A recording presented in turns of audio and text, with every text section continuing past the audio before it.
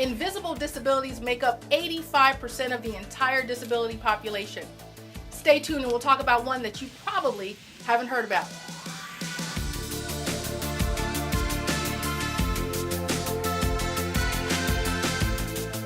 Disability Life TV is sponsored by Connor Dental Associates. Welcome back to Disability Life TV. My name is Yvette Pegues, and I will be your host today. I am just absolutely excited to introduce to you my friends, my fellow church members, and amazing individuals, both Kelly and Lena Owen. Thank you so much for being on the show. Let me shake your hand, sir. Thank you, Yvette. We're glad to be here. And your beautiful wife. Thank you so much, Lena. We're going to talk about some things, as we mentioned, that are specific to invisible disabilities. What is an invisible disability? Well, it's not me, because I'm sitting in a wheelchair, and you can see my wheelchair and my wheels, and I move pretty fast, so get out of my way if you're ever in the same room, right? But in addition to having a physical, very visible and apparent disability, I also suffer with invisible disabilities like chronic pain, having had a brain and spinal cord injury.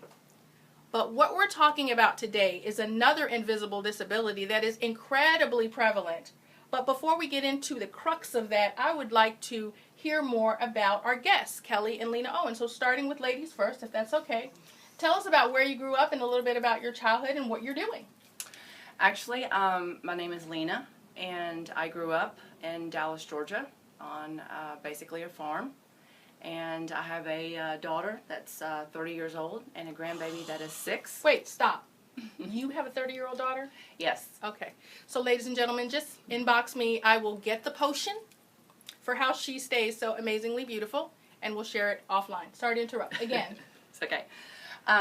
So then a few years ago, actually more than 7 years ago, I met Kelly after I got divorced, and he basically brought me to Christ. Wow. Okay, enough. I don't want to cry on film.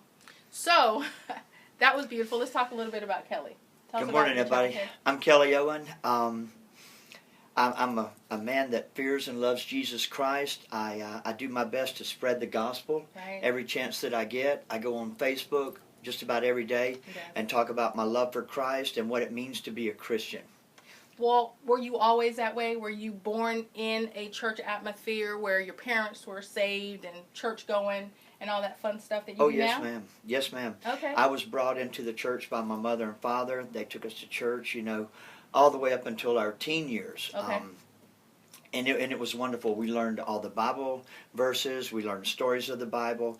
And that was a big part of our life back then. And you're both peaches.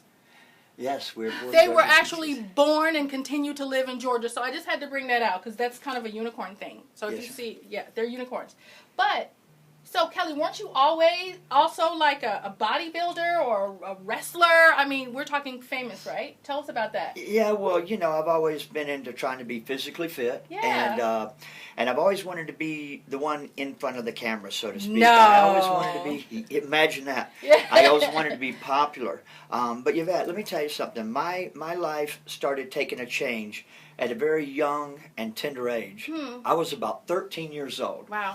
And there was a man and a lady in our neighborhood that were very popular for a certain reason with young adults, teenagers. Right. And these individuals got me involved in some sexual activities with his wife. And I was only about 13 or 14 years old when this first started. And at a young and tender age, this affected almost the rest of my life, up until 50 years old. I was engaging in that with his wife, and it was making me popular amongst all my friends. And back then, as a teenager, a lot of teenagers just want to be popular. Right. They just want to fit in. Right. But we learn in life that fitting in to the bad room, the bad group of people, is not the best thing to do. So Kelly, that is a bombshell. It's obviously one of the things we're here to talk about today because it makes what we're going to talk about next really amazing.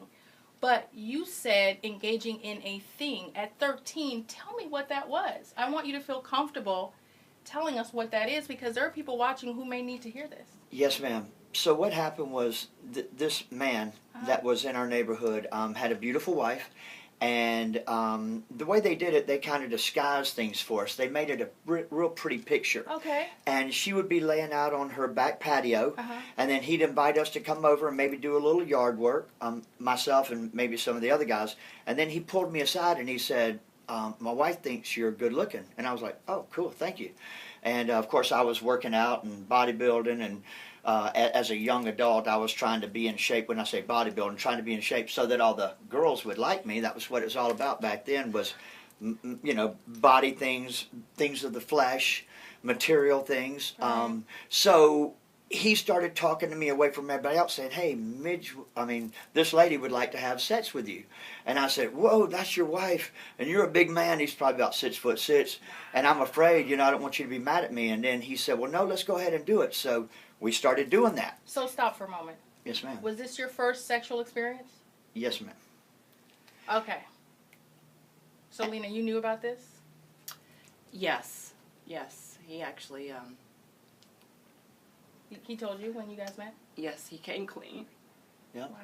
And it was me and the lady that were together, of course, not me and the guy. But the thing is that at a young age, children's minds can be tampered with. They can be taken way off the normal course that they're supposed to be on, and they can be sexually tampered with where you would think this. Now, I'm telling my friends, I'm not telling my parents, but I'm telling my friends, hey, guess what? I'm having sex with this lady. And now they all think that I'm like something special. So through this, something's being created in my mind. Wow. That's the way to be cool. Wow. So as my life progressed, I always did that with my girlfriends. I would share them with other men, and other men would share their girlfriends or wives with me. Now, know this. I know this in my life. This is highly frowned on in the Bible. There is no gray area with having sex with another man's wife. It is highly frowned on, and it is forbidden. So all my life, all my girlfriends that I had, and I pretty much tried to date Atlanta. I became a dancer, a male dancer. Wait, a male exotic dancer? Yes, ma'am. Stripper, Yes, ma'am. guys. Stripper. Just wanted to keep it clean, How many right? years? Probably about from the age of 21 to the age of 40, so about 19 years. I was a male dancer. Groups called Men of Pure Pleasure, Hollywood's Hottest Bodies, Hollywood Hunks, Chippendales, and a large variety of groups that I was dancing with. Wow. But see, the thing about this is that this is easy money. Easy money's not good money. Know that. Anything worth having is worth working for. Right. At these shows, Wednesdays, Thursdays, Fridays, and Saturdays, I would be in an arena where there would be like 500 to 1,000 to 1,500 to 2,000 women. Wow. And sex was just so easy at that. Tell me about that year. Like, what was the period in which that happened? What year was it was from the time that I was 20 to about the age of 40, and it just... my way of being brought up, not through my family. My mother and father never knew about this situation with me and this married woman. So this is 70s, 80s, what decade? Yeah. 70s, 80s? And 90s, and then 2000 that I was a dancer. Okay. And it made me think that all that was important in life was like beautiful women and, of course, money, material things. Wow. But we all know that the material things and the beautiful women are only good if they have a beautiful heart to match. But I could never see the beauty of a person's inside because I was too stuck on the beauty of a person's outside. Wow. How pretty was she? Getting her to dress very scantily and showing everybody what I had and what's mine. Like, here she is, and she's hardly dressed. Trophy, that all kind of stuff. But thank God, thank Jesus Christ that was going to change. We're getting close to a very large change that was going to occur in my life. So, first I just want to thank you.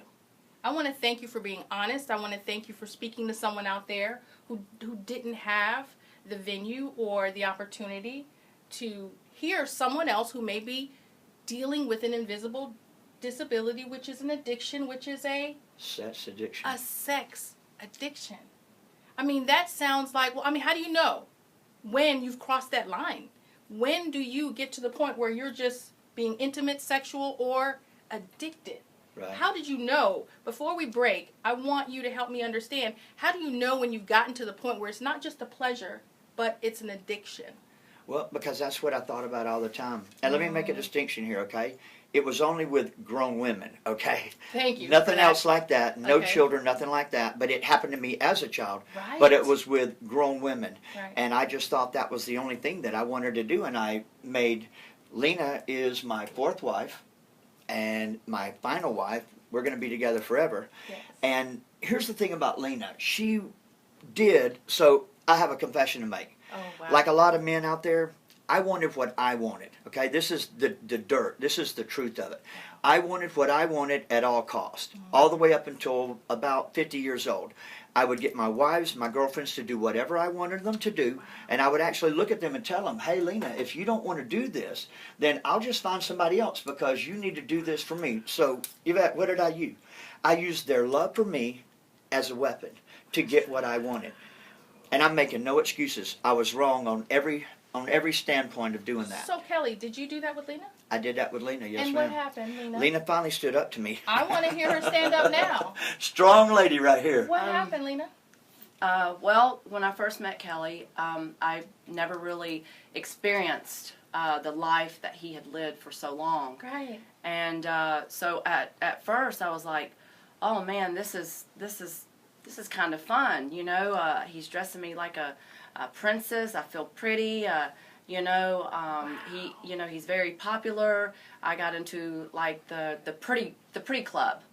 So but then I started praying that it would stop. Really? Because enough was enough. So, Lena, when did what started out as feeling good actually started feeling bad? Tell us about that. Actually, from the get-go, from the start. But you said yes. But yes. Huh. But like I said, I had never experienced anything like Kelly was living in his past. Got it. So I fell in love with Kelly. And, it seemed fun at the beginning. Right. But I knew it was wrong at the beginning. Wow. So then what I had to do is say enough is enough. I said no more. And then because that addiction can get impulsive. He was getting impulsive about it. So then I prayed about it every night. And I actually left our relationship twice. And, Were you married? No, not at the time. Got it. Okay. Not at the time. Got it. So, but my prayers have been answered. I can see that. I can see Amen. that. I can see that. So I think that's a good place to break and thank our sponsors, Connor Dental in Kennesaw, Georgia. Stay tuned.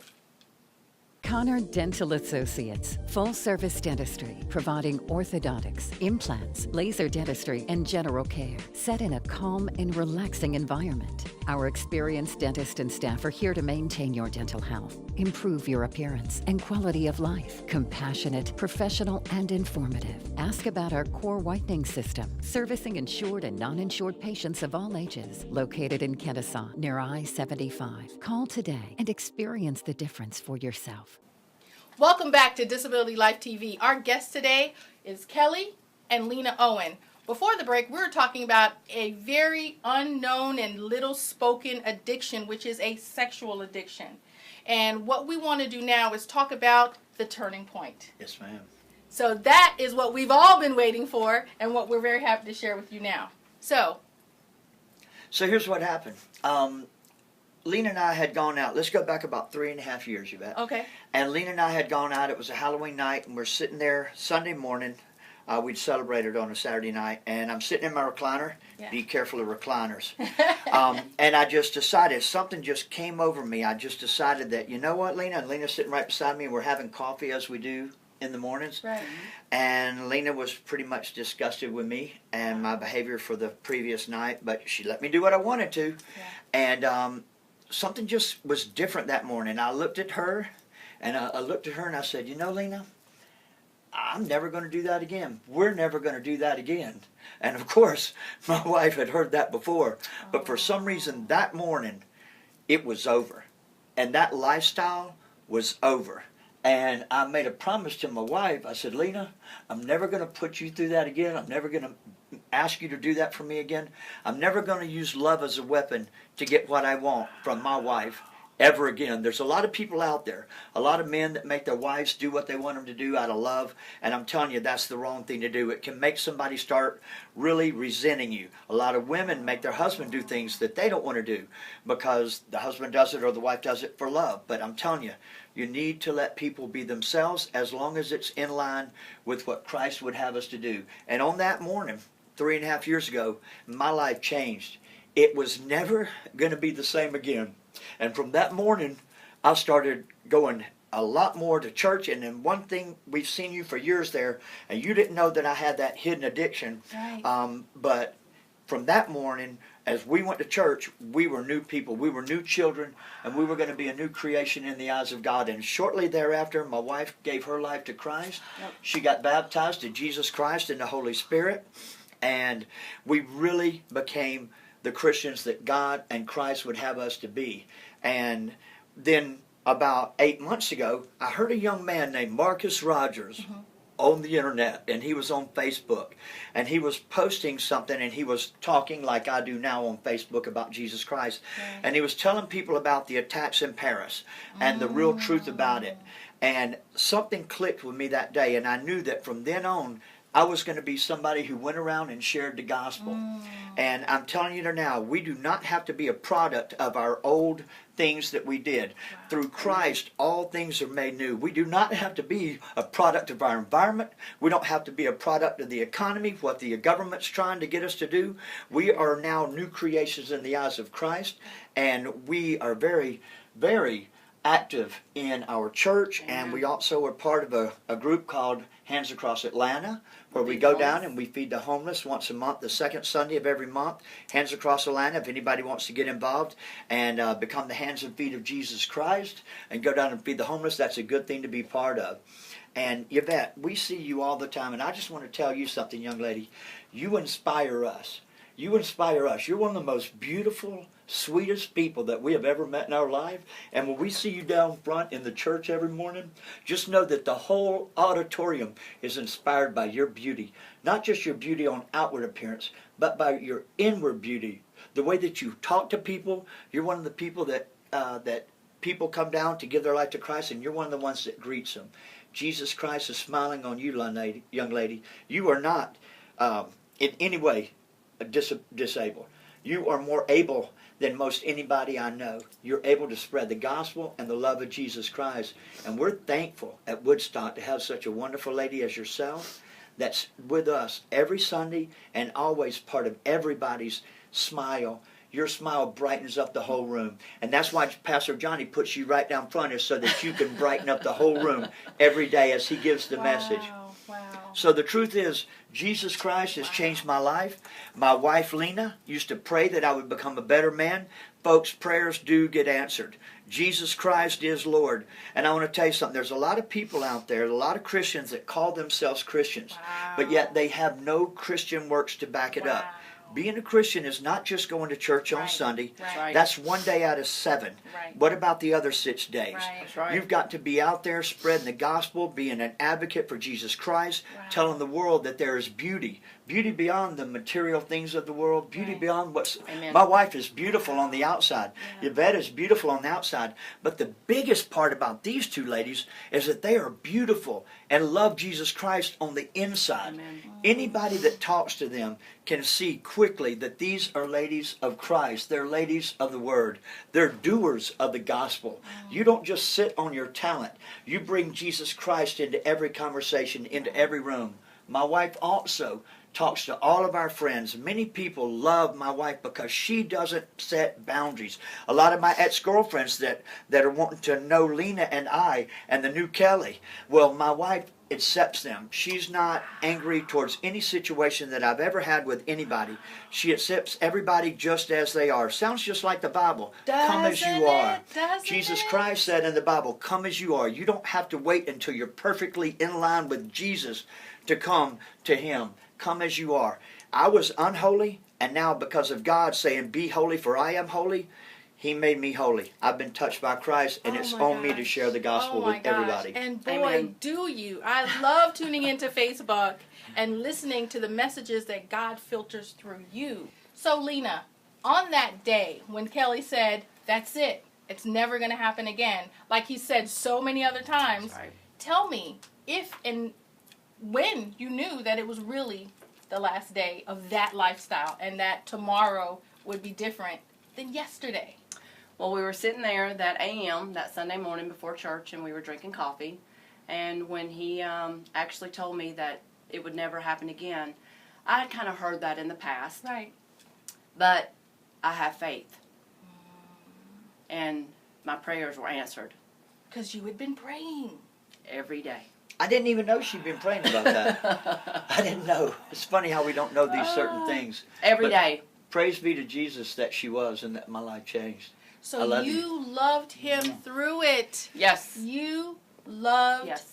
the HELL out of him almost literally in this case. Yes. Through Yeah, that's prayer true. Yes. and faith. Yes. Through prayer and faith. Because that kind of behavior was hellion. Yes. Right. You loved him anyway and you loved him through it. And I love that because so many women today feel like I'm secondary or I can't submit because that makes me lesser than. But the strength it takes to turn that ship is not a secondary position. And actually, I'll never forget this. One of his ex-girlfriends told me that she thought that I was the angel that would sit down from heaven to save him.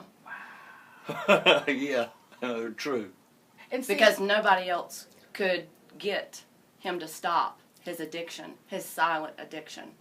But when I come along, things changed. I'm not taking the credit. right, I understand that. I give it to Jesus Christ Of by all course. means. But he used But you and absolutely. you said yes, Yes.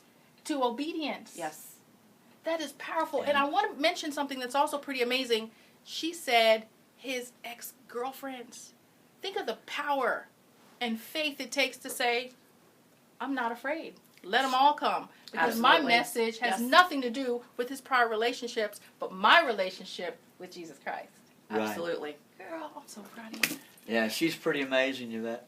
And it's just the truth about it is that as Christians, we are not limited by our past. Right. At any point in your life, you can say, you know what, I am not going to live this type of life anymore. You can wake up any morning and decide that, you know what, I'm going to lay my problems, my troubles, my cares at the altar of Jesus Christ, Right. and you can be reborn. Jesus Christ was talking with Nicodemus, and Nicodemus said, but Jesus, do I need to go back in my mother's womb to be reborn again? Reborn, And yes. Jesus Christ said, unless a man be born again, he shall not enter the kingdom of God. Okay? A man needs to be reborn, baptized to Jesus Christ in the Holy Spirit. And through this, there will be a transformation. You'll see this person. You'll see Jesus in this new creation under Jesus. You'll see their change, their ways, their want-tos will change. You'll notice that instead of standing in a crowd with a bunch of people and cursing and using profanity, that these people will all of a sudden start using better words, more intelligent words than cuss words to explain things.